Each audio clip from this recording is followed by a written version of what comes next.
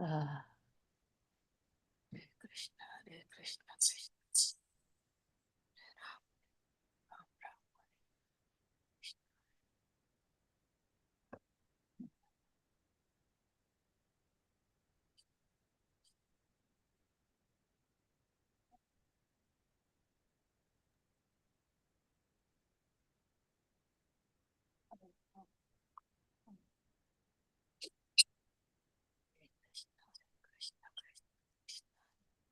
Hare Ram, Hare Ram, Ram Ram. Hare Krishna, Hare Krishna.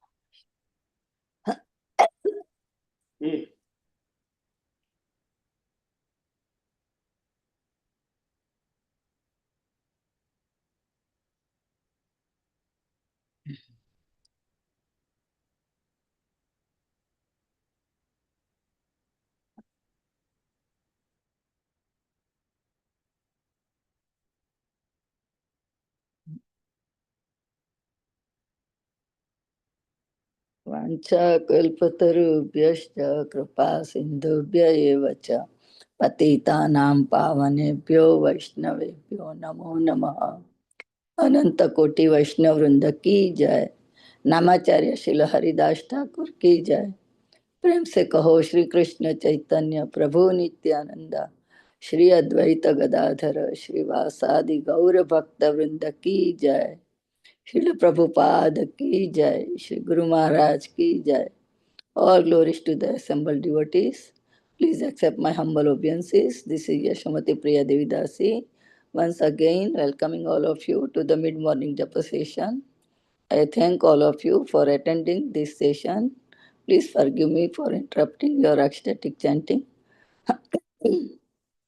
Let us to Let us move to our next part of the session, which is Sri Glories of Sri Chaitanya, Lord Sri Chaitanya. Before we start, may I know who all have joined this call? Hare Krishna. Go ahead, Mataji. Hare Krishna, Yashwamati Mataji. Please accept my humble obeisances. Yashla Prabhupada, this is Preeti Vilasini Devidasi from Atlanta, Georgia. Thank you so much, Mataji, for your warm welcoming and being there with us on this call. Hare Krishna, and also chanting Bhagavad Gita. Hare Krishna, Priti Vilasini Devidasi Mataji, Danvat Pranam, all glories to Srila Prabhupada, all glories to Sri Guru Maharaj, all glories to Sri Guru and Sri Gauranga. Thank you very much, Mataji, for joining every single day and giving your beautiful association to us. Hare Krishna. Hare Krishna, Mataji. Danvat Pranam. Glory to Srila Prabhupada. This is Neetu from Baltimore. Hare Krishna, Neetu Mataji, Danvat Pranam, all glories to Srila Prabhupada, all glories to Sri Guru and Gauranga, all glories to Sri Guru Maharaj. Thank you very much, Mataji, for joining every single day and giving your association to us, Mataji. Hare Krishna. And with pranams, so glories to Srila Prabhupada, Guru Maharajas, and all the assembled Vaishnavas. This is Kirtidas Sundari Dasi. Hare Krishna, Kirtidas Sundari Devidasi Mataji, Danvat Pranam, all glories to Srila Prabhupada, all glories to Sri Guru Maharaj, all glories to Sri Guru and Sri Gauranga. Thank you very much, Mataji, for joining every single day and giving your beautiful association to us, and very grateful to your services and Priti Vilasini Mataji's services, everyone, Bhakti Sangha services. Hare Krishna.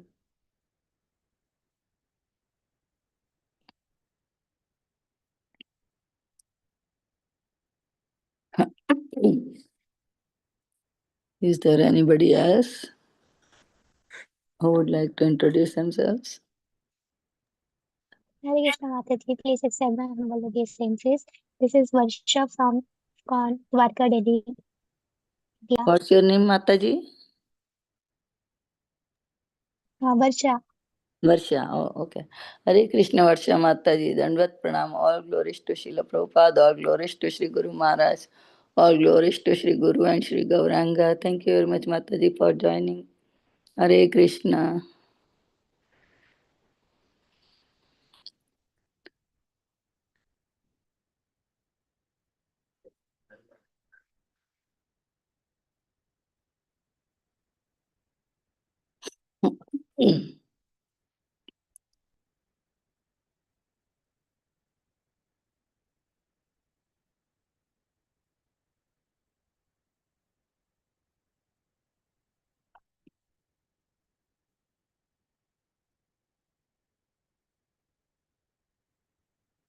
Hare Krishna.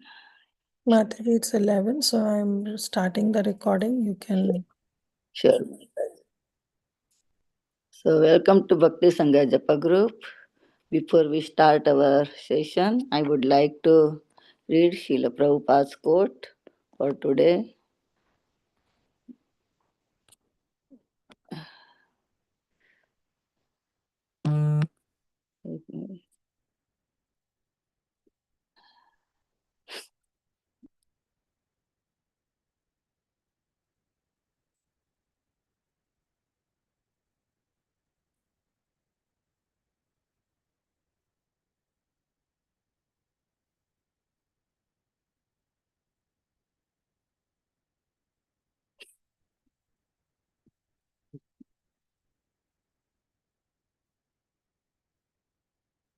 Okay, March 20th.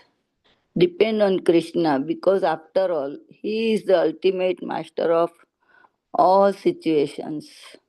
It is not the doctor or the medicine or the place, but it is ultimately Krishna who is the master to do everything. Letter to Rai Rama, March 20th, 1969. Patita Pavan Srila Prabhupada Maharaj ki Jai.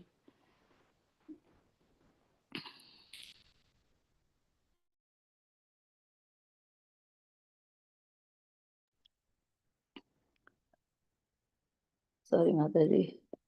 Today we are so fortunate to have His grace, Gaurang Darshan Das Prabhuji, on the topic of Lord Chaitanya's glory. Glories of Lord Chaitanya. Sorry. Thank you very much, Prabhuji. Danvat Pranam. All glories to Srila Prabhupada. All glories to Sri Guru Maharaj. Thank you very much, Prabhuji, for giving your very valuable time and association to us this morning and enlightening us on this topic. I now hand over call to you, Prabhuji. Hare Krishna.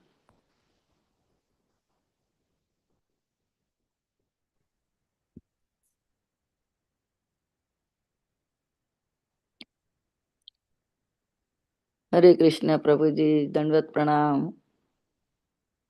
Hare Krishna, Dandatam. Om Namo Bhagavate Vasudevaya. Om Namo Bhagavate Vasudevaya. Om Namo Bhagavate Vasudevaya. Om Gnanatimirandhasya Gnananjana Shalakaya. Chakshurunmilitam Yena Tasmai Shri Gurave Namaha. Nama Om Vishnupadaya Krishnaprishthaya Bhutale Srimate Bhaktivedanta Swamin iti namini. Namaste Saraswati Devi Gauravani Pracharine Nirvisesha Sunyavadi Paschatya Desatarini. Jai Sri Krishna Chaitanya Prabhu Nityananda Shri Advaita Gadadhara Shri Vasadi Gaura Bhakta Vrinda. Hare Krishna, Krishna Krishna, Hare Hare, Hare Rama, Rama Rama, Hare Hare. Hare Krishna. I offer my humble obeisances to all the devotees who assembled for this online session on the glories of Lord Sri Chaitanya Mahaprabhu. Lord Chaitanya Mahaprabhu is unlimitedly glorious in various ways. One of the foremost aspects of Lord Chaitanya's glory is that he is giving us the most valuable and precious gift without expecting anything in return. He is giving us something which is inconceivable, unimaginable, and extremely rarely attainable in all the, not only three planetary systems, in the entire universe, in the entire eternal time. that rare gift that Mahaprabhu is giving us is Krishna Prema. Krishnadas Kaviraj Goswami says चिराददत्तं निजगुप्तवित्तं स्वप्रेम नामामृतमत्युदारः आपामरं यो विततार गौरः कृष्णो जनेभ्यस्तमहं प्रपद्ये. Chirad adattam. For a long time, the Lord has not bestowed this special gift of Rajaprema or Bhakti Rasa to the people of this world. But he appeared, Lord Sri Krishna appeared on this planet in the form of Sri Chaitanya Mahaprabhu to bestow that gift.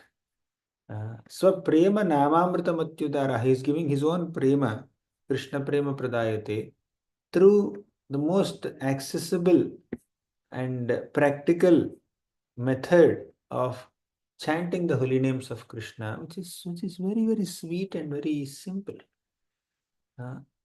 As Krishnadas Kaviraj Goswami says, Pangam langhayate shailam mukam avartayat shrutim yat kripatamaham vande Krishna chaitanyam ishwaram.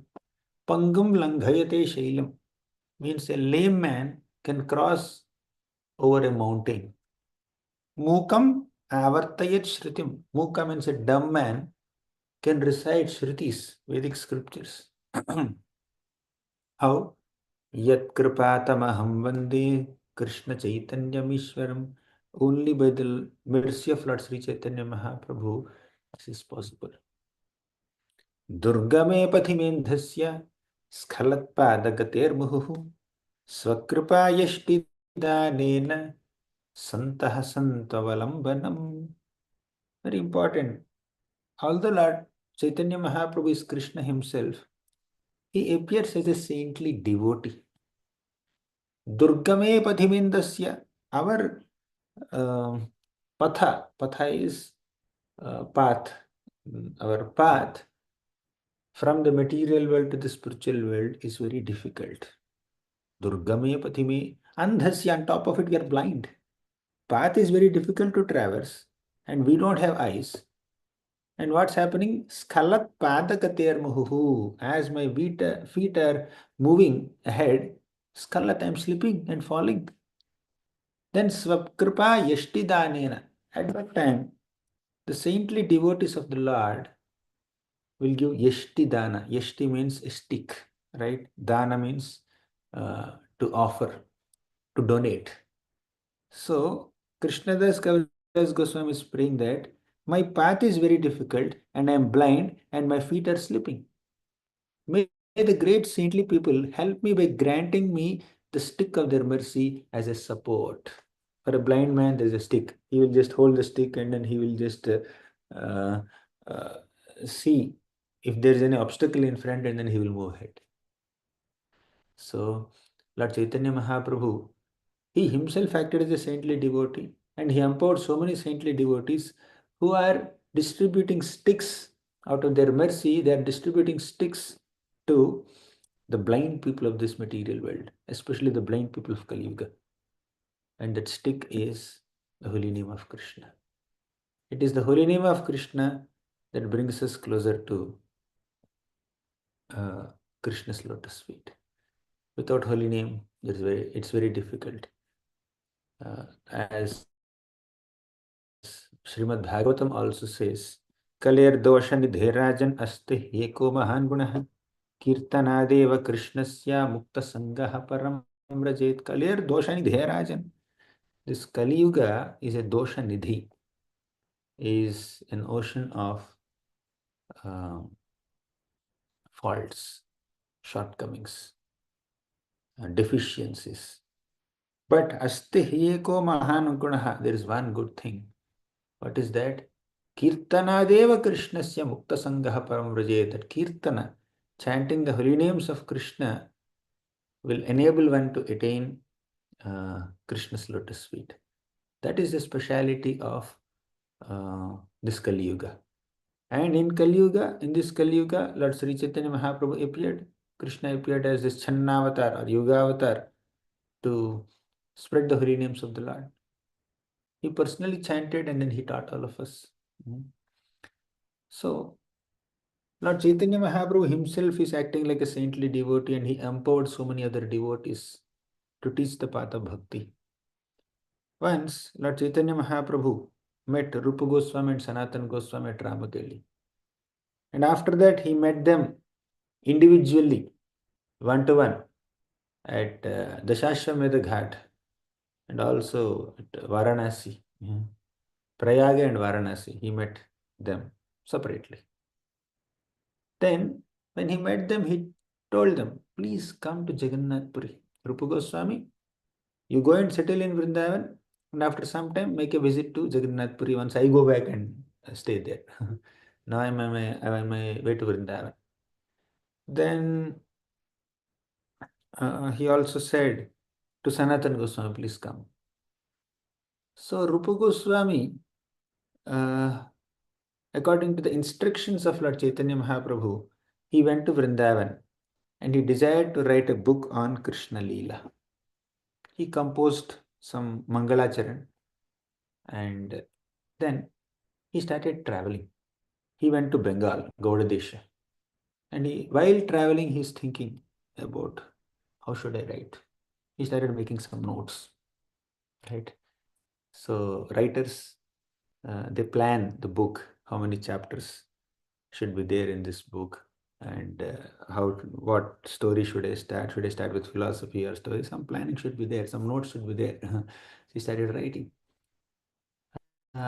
Then on the way to Jagannath Puri, he had a dream. In that dream, he saw Satyabhama Devi, Lord Krishna's queen. She said, write a separate drama about me. By my mercy, your drama will be extraordinarily beautiful. She said that. So Rupa Goswami considered, oh, I have brought together all the pastimes of Krishna in one place, but looks like Satyabhama is instructing me to divide that content into two parts, right? Vrindavan Krishna, Vrindavan pastimes separate, and Dwaraka pastimes separate. Krishna's pastimes with the gopis separate, and Krishna's pastimes with the queens of Dwaraka separate.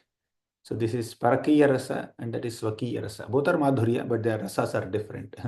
So he understood it that way. But he didn't contemplate too much. He continued to travel. Eventually, Rupa Goswami reached Puri. Where did he stay? He stayed at Haridas Thakur's hermitage, small hermitage. And Haridas Thakur saw Rupa Goswami and said, oh, Rupa Goswami, have come here. Lord Chaitanya Mahaprabhu already informed me that you will come here. Then Lord Chaitanya suddenly came there and he saw Haridas Thakur and Rupa Goswami, two stalwart devotees. Apparently, Haridas Thakur was born as a Mlecha or Yavana. He is not even allowed to enter Jagannath Puri temple. And Rupa Goswami was serving this Nawab Hussain Shah. At that time, he is the government head. And they are very cruel. And although he is born in a great Brahmana family, still because of his Nicha Jati, Nicha Sangha, because of his Nicha association, he is almost like a converted Yavana. Then Lord Chaitanya Mahaprabhu somehow initiated him and then he brought him back to Vaishnava line, right? Of course, at heart, they are always Vaishnavas, even as government officers. So the interesting thing to note down here is Rupa Goswami and Haridas Thakur, they never even entered Jagannath Puri temple. And they always stayed far away from the stalwart devotees of Lord Chaitanya who are known as Brahmanas, like Sarvabhauma Bhattacharya and others. So Rupa Goswami is so humble, but Lord Chaitanya Mahaprabhu manifested the glories of Vrindavan Dham through Rupa Goswami and manifested the glories of Holy Name through Haridas Thakur. So apparently these devotees were from very unconventional backgrounds.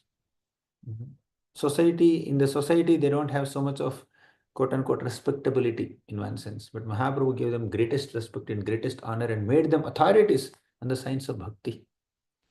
So Rupa Goswami offered obeisances to Lord Chaitanya and Mahaprabhu embraced him. And Lord Chaitanya arranged for an accommodation for Rupa Goswami. Later, the next day, Lord Chaitanya introduced Rupa Goswami to the devotees there, the devotees of Jagannath Puri. And then Lord Chaitanya also introduced Rupa Goswami to Advaita Acharya, Nityananda Prabhu, and said, you also show some mercy wholeheartedly on Rupa Goswami, so that he can describe Krishna Bhakti and Krishna Rasa very nicely. And Rupa Goswami became the object of affection for so many people. Dhira dhira jana priyo priyakaro nirmatsaro pujito. So dhira adhira jana priyo priyakaro. All the Goswamis of Vrindavan are very, very dear to gentlemanly people and ruffians also.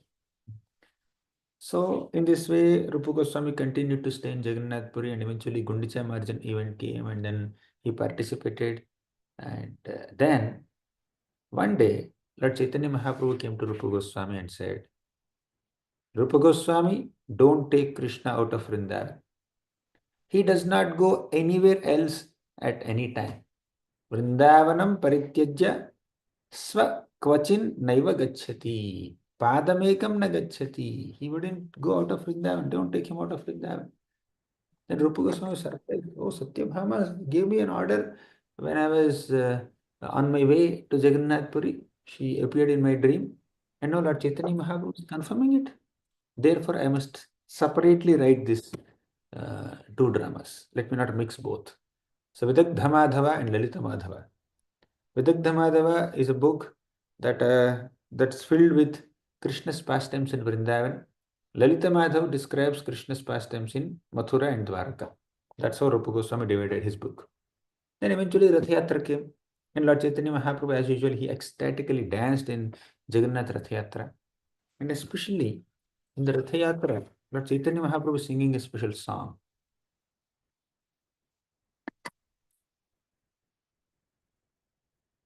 Rupa Goswami records that song in his book Padyavali. This song is very mysterious. Mahaprabhu says, Yah Komarharasayeva hivarastayeva chaitrakshapas te chonmilitamalati surabhayah praudhah kadambanilah sa chaivamsi tathapi tatra surata vyapara vidho reva rodhasi vetasi tarutale chetah samutkanthate yah Kaumarharasayeva hivaraha. So this shloka is sung by Lord Chaitanya Mahaprabhu in the mode of Srimati Radharani, especially during the Rath Yatra. Actually speaking, during all the pastimes of Lord Chaitanya in the last 18 years, especially 12 years, Mahaprabhu is completely absorbed in the mode of Srimati Radharani. Completely absorbed, immersed in the mode of Radharani. And two pastimes are constantly there, ringing in his mind. He is identifying himself as Srimati Radharani in those two pastimes. What are they? One pastime is when Akrura came to Vrindavan and took Krishna and Balaram away from Vrindavan to Mathura. That is one moment. Very, very emotional moment where Lord Lord Krishna and Balaram were traveling. For the first time, they are stepping out of Vrindavan, and the gopis were completely devastated. So that is one. And second pastime is after a long, long time, so many years, again the gopis of Vrindavan had a chance to meet Krishna in Kurukshetra. At that time at Kurukshetra, Krishna appeared as a Yadu prince, as the prince of Dwaraka, Dwarakadhish. He is wearing a big crown. He is surrounded by elephants and horses and chariots and soldiers. He's in the royal attire, not like a cowhead boy playing a flute with a peacock feather and with a small turban and not a big mukut. He's not surrounded by cows and calves and gopas and gopis and peacocks and monkeys. He is very royal. Although Srimati Radharani and all the gopis saw Krishna, they were not happy. Why they were not happy? Because it's not just the person, it also depends on the ambience. The ambience also matters. You can't just give Krishna Katha, even right kind of Krishna Katha or ecstasy in Krishna Katha comes when you present it to in a place and to people who can relish it. Now, recently we had a retreat, Sharanagati retreat at the foothills of Govardhan mountain for about 5 days. Actually 7 days, but first and last days are like very partial. But 5 days solid ecstasy in holy name and Harikatha. So there it was a very conducive ambience.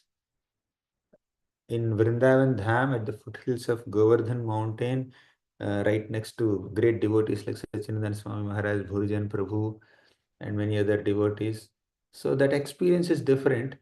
Naturally, Krishna Katha becomes more relishable there in that ambience. Now you go to some place where you may have to meet some outside people. Of course, it's service we have to do. We may have to present it to totally new crowd who may not be very familiar with the devotional culture, whether it's like a typical corporate event or whatever it is. Of course, we do that also as service. But the actual relish of Harikatha, Krishna Katha, comes only when you have devotees who are more serious, more committed, more seasoned. There you can just experience the nectar of Krishna Katha better, right? So, similarly, all the Vrajavasis, especially the gopis, did not relish Krishna's form as a Dwaraka prince. They're longing to have Krishna back in Vrindavan so that the Yamuna ambience and Vrindavan forest ambience will enhance the pleasure of their pastimes. Therefore, Radharani is saying, actually Lord Chaitanya Mahaprabhu is saying in the mood of Radharani, Yah Kaumara Haraha Sayeva Hivarasta Yeva Chaitra Kshapat. He's saying, he is that same personality he has stolen my heart from Kaumara as we were kids. And Sa Eva Chaitra Kshapaha, these are the same moonlit nights of Chaitra month. Te chormilita malati surabhayaha praudah kadambarilaihi. So this is the same fragrance of malati flowers. Praudah kadamba anilaihi. The anila means the sweet breezes are blowing so nicely from that kadamba forest. Sa chaivamsi tathapi tatra surata vyapara leela vidho. And in our intimate relationship, I am also the same lover, Radharani. Yet my mind is not happy here, right? Surata vyapara leela vidho. I'm not getting that mood. Actually, Krishna is supposed to be Surata Vardhanam. You know this sloka. Sharadudashaye sadhu jata sad sarasi jodara Sri Mushadrisha Suratanath te shulkadasika Varada nignato neha kim vadha Suratanath te. Oh Krishna, you are Suratanatha. You are the master of Surati. Ashulka Dasika. And you are just engaging as maid servants without giving any salary also. Please give me the salary of your darshan. That's all we want.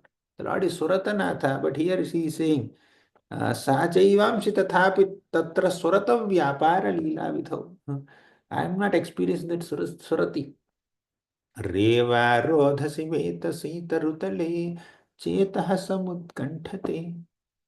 I am very eager to go back to that place. Reva Rodasi means the bank of the Reva river under the Vetasi tree. I want to go back. Basically, this is a very cryptic shloka. Who is speaking this to whom? No one knows. God knows. And God is Lord Chaitanya here. So nobody could understand this shloka. So it seems like a young girl is talking about a young boy But why is a sannyasi reciting this shloka, that too in an auspicious occasion of Ratha Yatra? People just couldn't figure out. But Rupa Goswami understood. Lord Chaitanya Mahaprabhu is singing this shloka in the mood of Srimati Radharani. The shloka meaning is not very obvious. So I need to write another shloka to make the meaning even more obvious and very explicitly understood. So he composed another shloka, Rupa Goswami. And Rupa Goswami wrote this in a palm leaf and put in the thatch roof and went to take bath in the sea. Meanwhile, Lord Chaitanya Mahaprabhu came to Rupa Goswami's accommodation and he saw that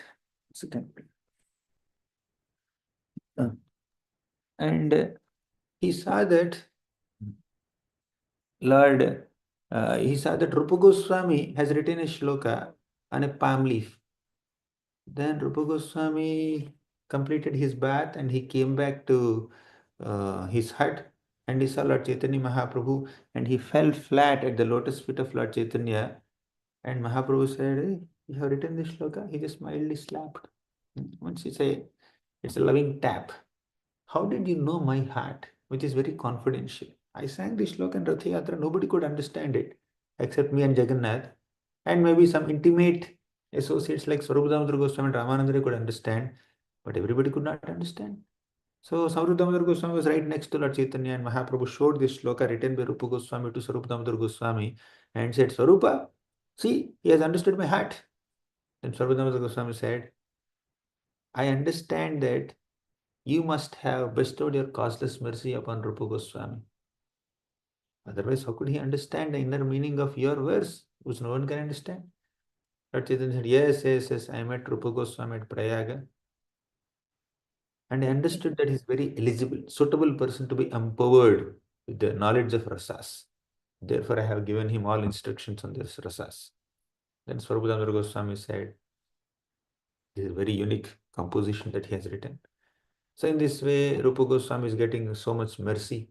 He is getting mercy of Advaita Acharya and Nityananda Prabhu, Swarupa Damodar Goswami and many other devotees. And he participated in Rath Yatra. He could see Lord Chaitanya. He could understand Mahaprabhu's heart. He wrote a shloka also. And he continued writing his books, Lalita Madhav and Vidagdha Madhav. Then Lord Chaitanya once went to Rupa Goswami's place after a few days. Then Haridas Thakur also was there. They both offered obeisances. And Rupa Goswami was writing his book. So Mahaprabhu just picked it up and started seeing. So Rupa Goswami's handwriting is like a row of pearls. And Lord Chaitanya saw another beautiful shloka written by Rupa Goswami. Tunde tandavi niratim vitanute tundavali labdhaye karna kroda kadambini ghatayate karnarbhute spraham चेतः प्रांगण संगिनी विजयते सर्वेन्द्रियाणां कृतिम् no जाने जनिता कि यद्भिरमृतैः कृष्णेति वर्णद्वये तुंडे तांडविनी रतिं वितनुते tundavali labdhaye. Here Rupa Goswami is saying that when I chant the holy name of Krishna, it appears that the name of Krishna is dancing on my tongue and I desire millions of tongues. Do you know in the 10th canto of Srimad Bhagavatam, Lord Krishna danced on the hoods of Kaliya, right? Lord Krishna danced on the hoods of Kaliya and come, we can keep that. He danced on the hoods of Kaliya, and as all of you know, our tongue, Kaliya's body is like very curved and very soft, very loose. Similarly, our tongue also is like that snake, very soft, very loose, very curved. Not only physically, our tongue represents the body of a snake, even the mentality is also like that of a snake many times. The nature of Kaliya is envious, isn't it? Similarly, our tongue also does gossip out of envy sometimes. Like snakes They do this sound, that kind of sound comes. Similarly, when materialistic people also start discussing some gossip, the word gossip itself in Telugu we call gusagusalu. So a lot of hissing sound comes from the mouth of person who is interested in gossip. They keep eating each other's ears. They start injecting the sounds, gossip into the ears of the other people. Sometimes we get so bored and exhausted. Recently, somebody was sharing, of course, genuine problem. They were sharing so many things about.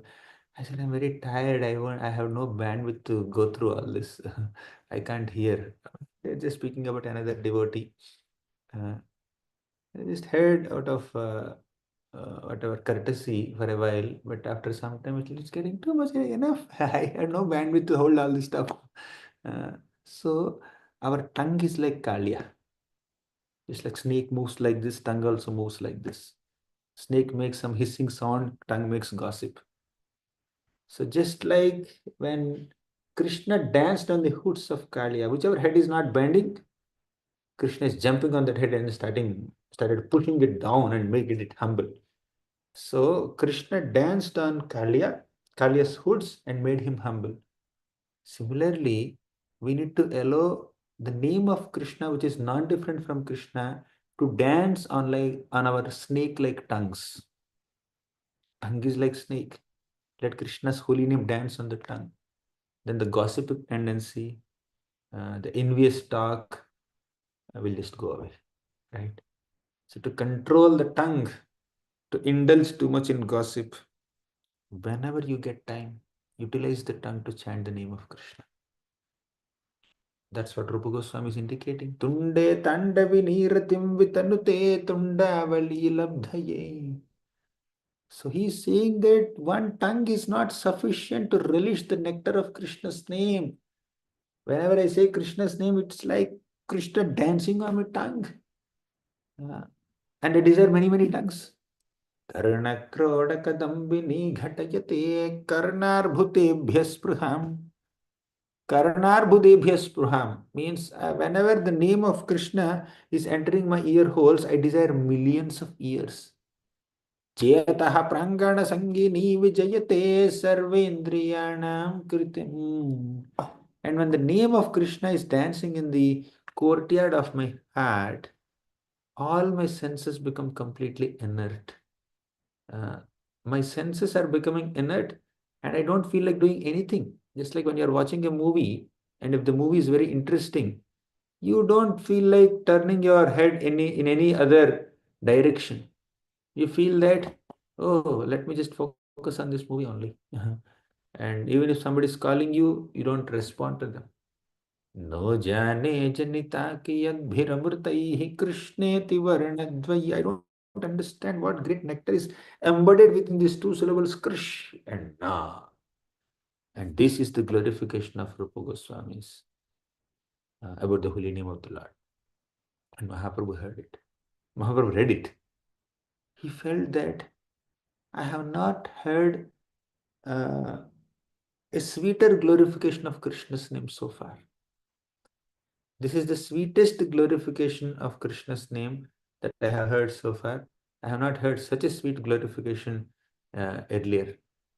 So, hearing this, Namacharya Srila Haridas Thakur is standing there and he became so jubilant, so ecstatic. Wow, amazing, amazing. He has composed such a beautiful verse. Krishna namera mahima shastra sadhu mukhe jani. Namera madhuri aiche kahan nahi suni. Krishna namera madhura mahima. So the mahima or the glory of Krishna nama is so sweetly encapsulated in this beautiful shloka, right? And Shastra sadhumuke jani. We need to understand the glory of Krishna's name by hearing the Shastra and by hearing from sadhus. Who can tell the glory of Krishna's name? The lyric writers of some mundane movies, can they say the glory of Krishna's name? Today they may write a devotional song, tomorrow they will write a mundane song about loving affairs between man and woman. totally on an essential plane. So how can they explain the glories of the name? One who has the ability to relish, the inclination to relish Krishna's name, and at least making an attempt to relish Krishna's names, will be able to explain the glory of Krishna's name. Kalyananam nidhanam kalimalammathanam pavanam pavananam patheyam yanmumuksho sapadi parapada praptaye prochyamanam Vishramasthanamakam kavivaravachasam jivanam sajjananam bijam dharmadhruvasya prabhavatu bhavato bhutaye Krishna nama. Kalyananam nidhanam. The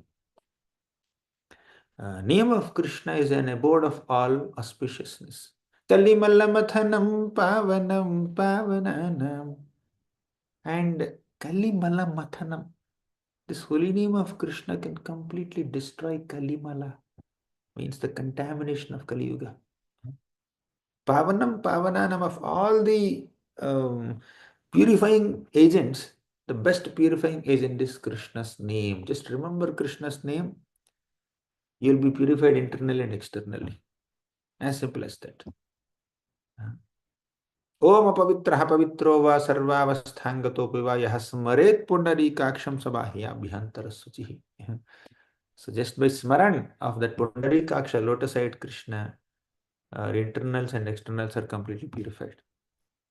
So in this way, Lord Chaitanya Mahaprabhu praised Rupa Goswami, and Haridas Thakur also praised Rupa Goswami, and then departed. Lord Chaitanya departed. The next day, Lord Chaitanya Mahaprabhu brought many stalwart devotees like Ramananda Rai, Swarupa Damodara Goswami, Sarvabhauma Bhattacharya. He brought all of them to Rupa Goswami's place.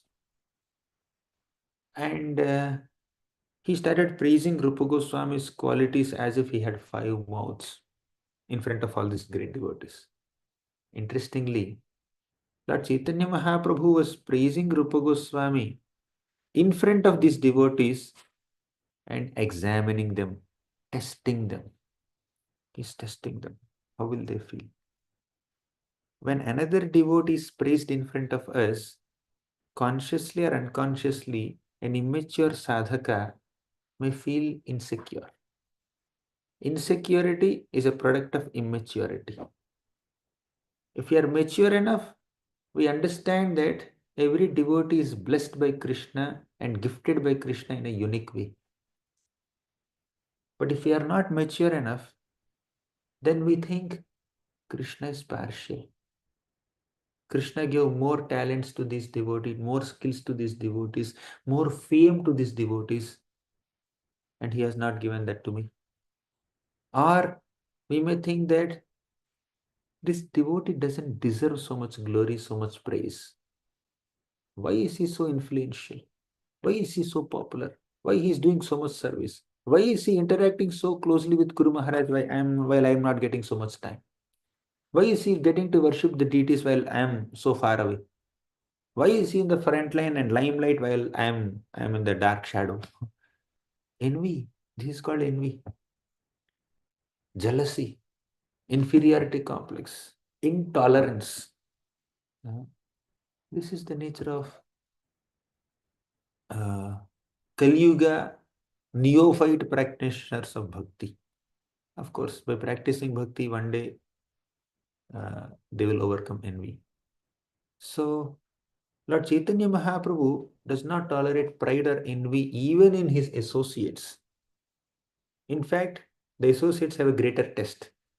So, Sarvabhauma Bhattacharya, Ramananda Rai, and who else came? Swarupa Damodara Goswami. They are like eternal associates of Krishna, of Lord Chaitanya in one sense. So these devotees are brought to Rupa Goswami. Rupa Goswami is much junior to all of them. Rupa Goswami met Lord Chaitanya only for few moments, few minutes in Ramakeli, and 10 days in Prayaga. And now again he came. This is the third meeting of Rupa Goswami. That's all. But Sarvabhauma Goswami, Ramananda Rai, and Sarvam Bhattacharya, they are living with Lord Chaitanya. They are every day seeing Lord Chaitanya in Jagannath Puri. Considering from the intimacy perspective and accessibility perspective, availability perspective, and the amount, the quantity of interaction, if you see from that perspective, definitely these devotees are very, very intimate and very close to Lord Chaitanya. And Rupa Goswami did not have such close association. He's much younger in one sense. However, Lord Chaitanya Mahaprabhu is saying, when I glorify a younger devotee, relatively newer devotee, relatively someone who is very, he's not that intimate, how will these intimate associates feel? Right? So he wanted to examine them. ईश्वर स्वभाव भक्तेर नलय अपराध अल्प सेवा बहुमने आत्म पर्यंत प्रसाद. So the Lord does not take the offense of a pure devotee seriously. He accepts whatever little service, small service a devotee renders as a very big contribution, right? So the Lord is like that. But sometimes the Lord also examines his devotees, tests his devotees. Bhrityasya pashyati gurun apina paradhan sevam managapi kritam bahudha bahudabhyutya paiti aviškaroti पिशुनेष्वपि नाभ्यसूयाम शीलेन निर्मलमतिः पुरुषोत्तमोऽयम् भृत्यस्य पश्यति गुरून् अपि नापराधान्. Even if a servant does some offense, the Lord does not take it very seriously. He is very kind, just like a mother or a father may tolerate the mistakes made by children. Similarly, the Lord also tolerates the offenses made by his devotees. Seva managapi kritam bahudhabhyudapi paiti. So, actually, even if a devotee renders very small service, seva managapi kritam bahudhabhyudapaiti, he considers it to be very great.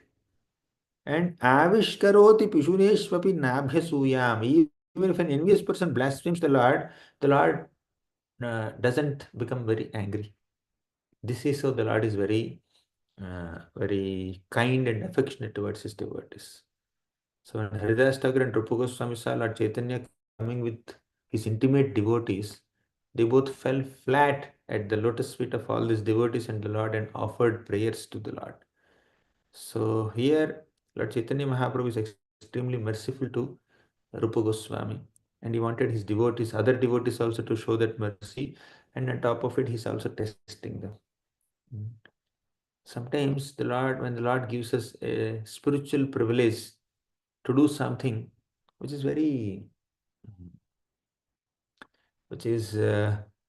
considered very exalted, along with giving us an exalted spiritual opportunity, he is also trying to test us. So we should not take it for granted. So then Ramananda started examining Rupa Goswami's Vidagdha Madhav book. And then Sarvabhauma Goswami started glorifying him. So it's a very long thing. So Rupa Goswami is presenting his shlokas and other devotees are giving their comments on these shlokas. So this whole interaction went for a while, and in this whole conversation, Rupa Goswami wrote a beautiful shloka about the dedication of Srimati Radharani. Such a beautiful shloka.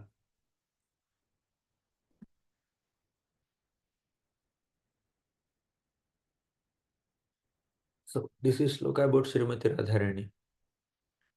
हित्वा दूरे पथि धवतरोर अंतिकं धर्म सेतोर भंगोदग्र गुरुशिखरिणं रंहसालं घयन्ति लेभे कृष्णार्णव नवरसा राधिका वाहिनी त्वां वाग्वीचीभिः किमिव विमुखी भावमस्यास्तनोषि हित्वा दूरे पथि धवतरोर Antikam dharma setor.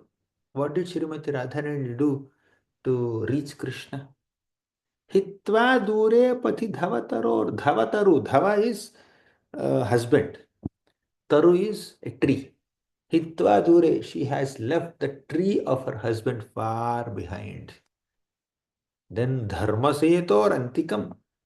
She broke the setu or the bridge of dharma, means social conventions, leaving her husband who is like a tree far behind, and breaking the social conventions which are like bridge. What did she do? Bhangodagra guru sikharinam ramhasa langhayanti. She forcibly crossed all the hills which are compared to the elderly relatives. In short, let me just tell you the context. Srimati Radharani is considered a river. Radhika Vahini Tvam. Srimati Radhika is like a river, Vahini. And Krishna is like an ocean, right? Ultimately, all rivers must reach the ocean. Similarly, Radharani should reach Krishna. All gopis should reach Krishna. And all of us should reach Krishna, by the way. We are all like rivers only. And Krishna is the ocean. So Radharani is the topmost devotee. So she has to reach the ocean of Krishna. And when a river tries to reach the ocean, on the way there are so many obstacles. There are mountains and trees and hills and small villages and towns. All this the river has to pass through and reach the ocean. That's what Radharani is doing. Hitva dure pathidhavataror antikam dharma setor bhango dagra guru sikharinam ramhasa langhayanti. Lebhe Krishnarnavanavaras Radhika Vahini Tvam. In this way, the river of Radhika ultimately reached the ocean of Krishna. And Navanavarasa means she is influenced by fresh feelings of love. Vagvichi bhikimeva mukhi bhavamasyastanhoshi. Now, Krishna is saying, Radhika, you have come here. What's happening? You can go back. You should not stay here anymore.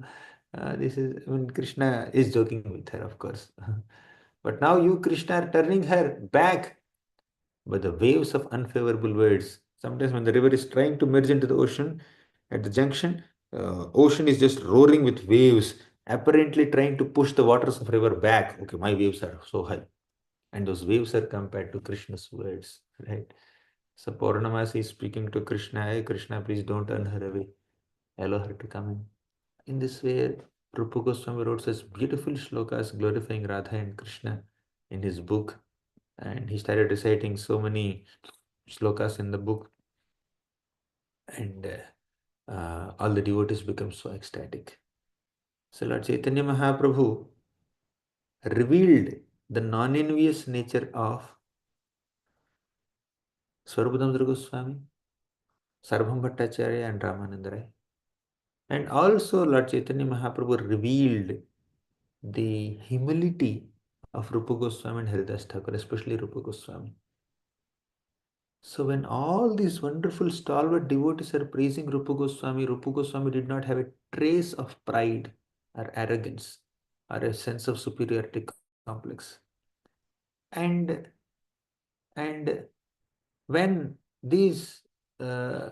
Lord Chaitanya Mahaprabhu is praising Rupa Goswami and Haridas Thakur, especially Rupa Goswami, there is no trace of envy or inferiority complex in the minds of all these people, Sarvadamdra Goswami and all of them. So, when another devotee gets some glory, we should not feel envious or insecure. When we are glorified or praised or we are given some special spiritual privilege, then other devotees, then we should not become proud. That's the message here. When we are praised, we should not become proud. When others are praised, we should not become envious. This is the message. To be able to genuinely, honestly, without any reservations, accept the glory of another devotee requires a humble heart. Only in a humble heart that feelings of envy and insecurity can't exist. The heart is filled with self-absorption, self-obsession, self-infatuation. Naturally, one cannot accept someone else's glory. When others are praised, one feels insecure. Mera kya hoga? What will happen to me? Who will look at me? That is their mentality.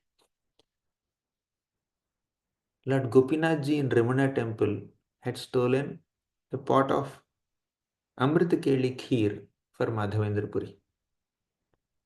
And he appeared in the dream of the priest of Gopinath Ji temple, and said, I have hidden one pot of Amrit Keli for Madhavendra Puri. You get up and go and give it to him. So what is the consciousness of this pujari? Was he feeling insecure? I have been serving Gopinath Ji since my childhood or whatever.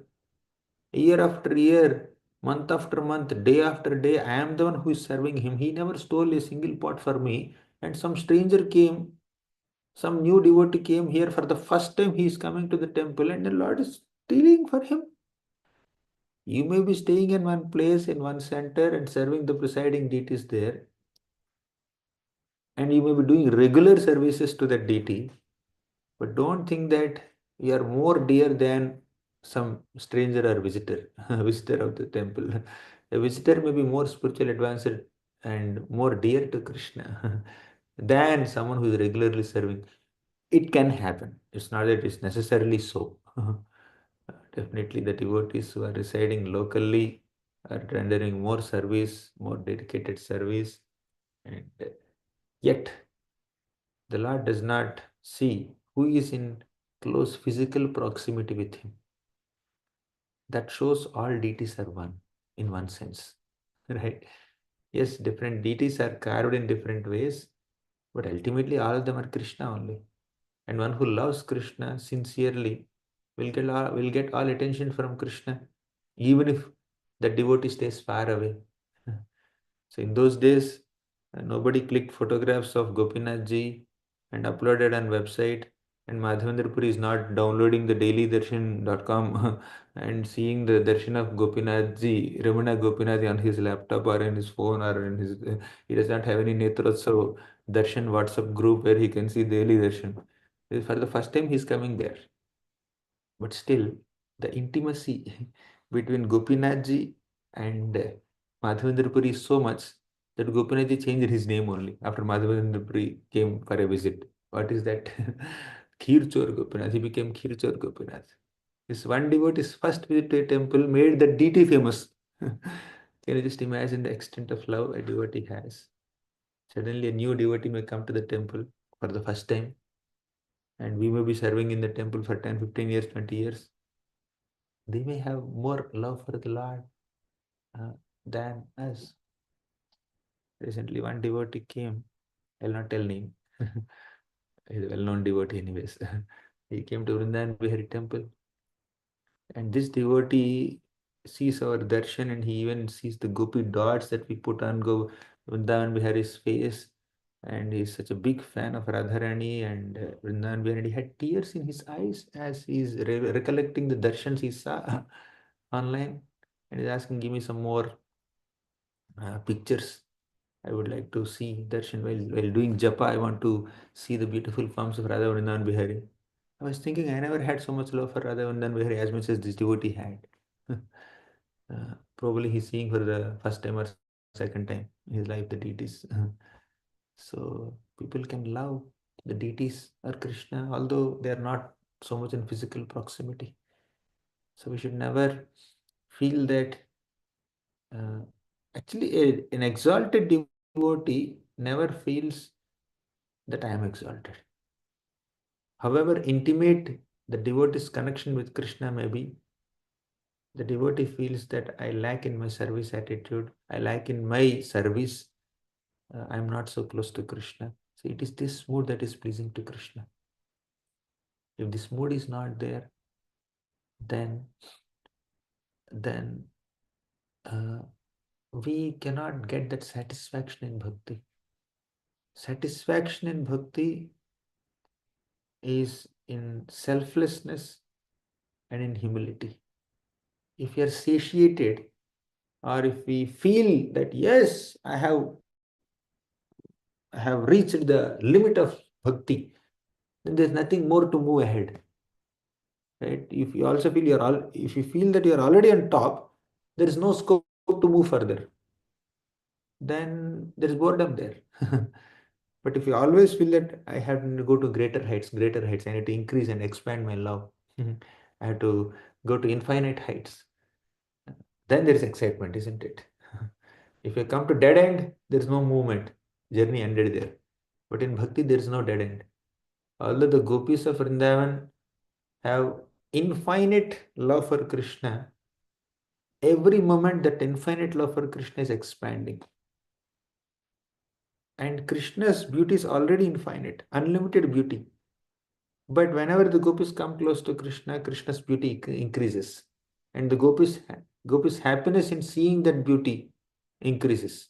And as their happiness is increasing, Krishna's beauty also increases.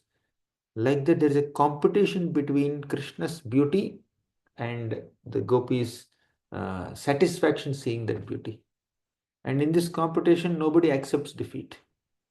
Both are expanding eternally. They'll continue to expand for the rest of eternity.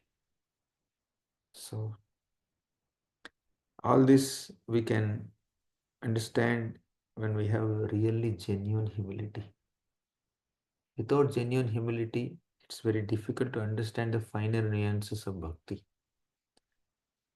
The finer nuances of bhakti, yoga, and Krishna consciousness are understood and unlocked with the key of humility.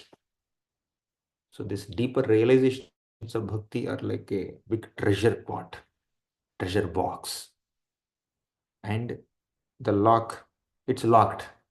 The key to this lock is humility, right? Humility gives us access to all of them, higher realms of bhakti. So let us humbly pray to Lord Chaitanya Mahaprabhu, who taught us this beautiful shloka, Tranadapi Sunichena Tarorapi Sahishnuna Amanina Manadena Kirtanaya Sada Harihi. Let us pray to Lord Chaitanya Mahaprabhu to give us the ability to imbibe the teachings of this shloka and thus come to a stage of chanting the holy names of Krishna always, and understand the finer nuances of bhakti and render service to Krishna in a much, much refined and selfless way, better way. Shri Chaitanya Mahaprabhu ki jai, Srila Prabhupada ki jai. Hey. Hare Krishna. I'll conclude here. Hare Krishna, Prabhuji, thank you so much. It was such an excellent session. And really, the key point that I could take from this class is that, yes, we should never be having that envious nature towards others, especially when they are growing in their spiritual or material life. Thank you, Prabhuji. Thank you so much. I don't know whether you have time for questions or should we end up, or it's all up to you. Maybe one question I can take, only one, if Okay. someone has. Okay, dear devotees. Okay, Sonal Gupta Mataji, she has raised her hand. So probably we can take one question. Hare Krishna, Prabhuji, Dandat Pranam. My question is, Prabhuji, if someone is criticizing us, how to deal that situation and how to respond that situation? Can you just please tell me? If their criticism is truthful, let's accept it as a feedback for our improvement and take that as an opportunity to grow and rectify our shortcomings and faults or flaws and improve. Be grateful to the person who criticized you. Even if they don't have good intentions in criticizing us, still let's accept the essence of their criticism and utilize it to enhance our character, to improve our character. Let's accept their criticism, no problem. Even if their criticism is not truthful, the intention is not pure, but if the criticism is valid, there is some truth element in it, then accept it. But if the criticism is not truthful, it is only a gossip, it's only an imagination, Sometimes people imagine faults in us and impose their perceptions on us and start blaming us. There is no reality there, but they blame us. Now, one option is, I must have blamed someone in the past. Therefore, this blame is coming to me through this devotee. Not from this devotee, but through this devotee. I must have blamed somebody. I must have criticized somebody. I must have pointed out someone's fault, or I must have attributed some fault on someone, although it's not there in them.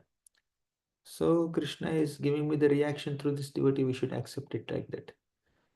However, if it is a very serious thing, they are completely untruthful, they are very toxic, and they are maliciously trying to assassinate our character and politically maneuvering the situation to harm us, then in the name of humility, we should not just keep quiet.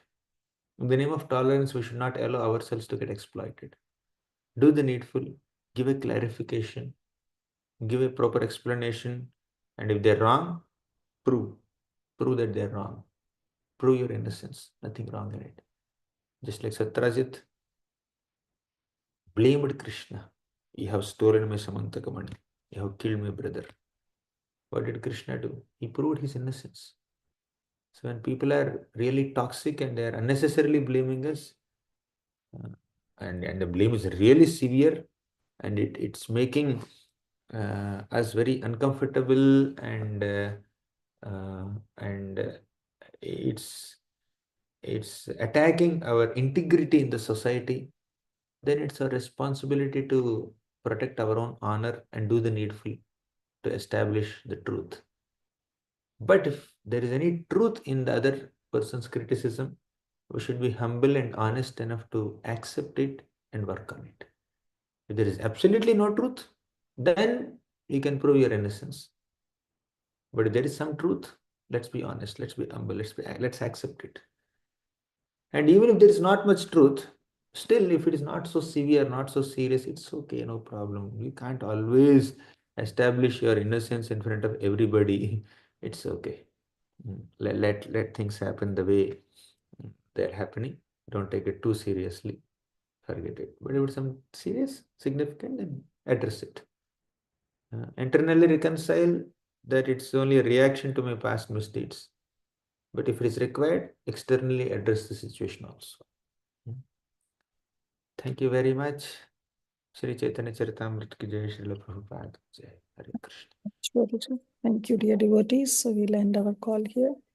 Sarubhyascha kripasi. Gauranga च पतितानां पावनेभ्यो Vaishnavebhyo वैष्णवेभ्यो namo नमो namaha. नमः। Nanda Koti Vaishnava Vrinda ki जय प्रभुपाद की jai. जय। गौरांग दास प्रभु जी की Jai. जय। Jai. So, Very assembled. Hare good. Thank you, Krishna Prabhuji. Prabhuji. Hare Krishna. Hare Krishna Prabhu ji.